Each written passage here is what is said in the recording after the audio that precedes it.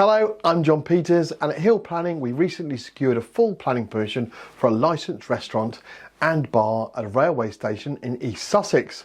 A case that began with a refusal but ended in success thanks to a carefully considered planning strategy and specialist input.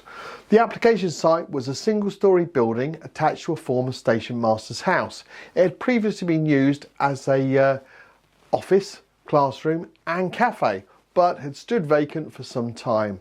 The proposal involved changing its use to a licensed restaurant under Class E with a small bar element, which falls under sui generis.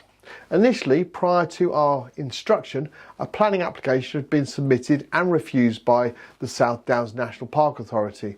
The refusal cited concerns over the clarity of the proposed use, inconsistencies in the use class description, potential harm to the conservation area and listed buildings, and concerns about noise and residential amenity. In short, the authority didn't believe the use had been clearly presented or justified.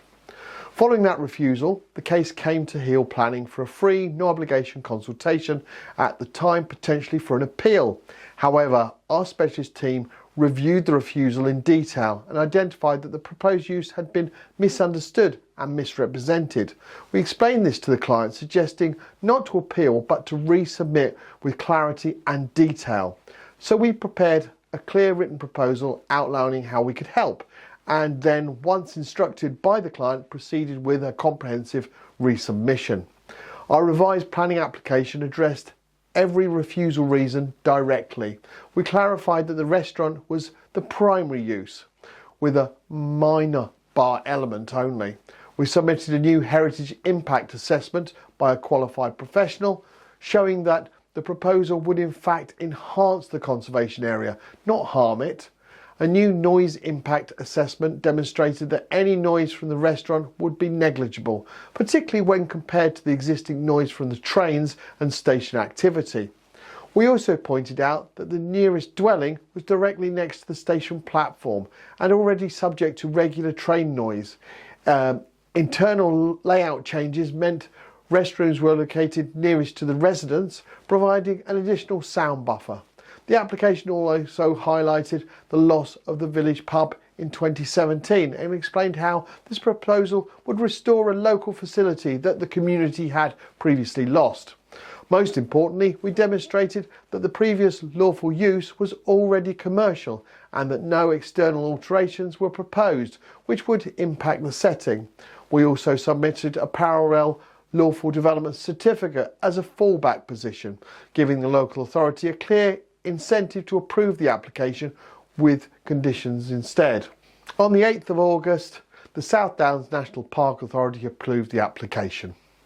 Conditions were attached, including a noise management plan, a restriction on opening hours and controls on external changes, all of which had already been anticipated and agreed.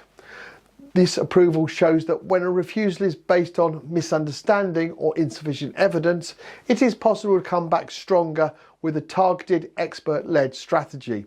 It also demonstrates the importance of balancing heritage concerns with economic and social benefits. In this case, creating a much-needed new local facility while respecting the sensitive setting.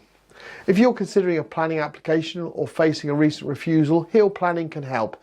We specialise in delivering successful applications and appeals across England and Wales, drawing on planning law, policy and real-world precedent to get results.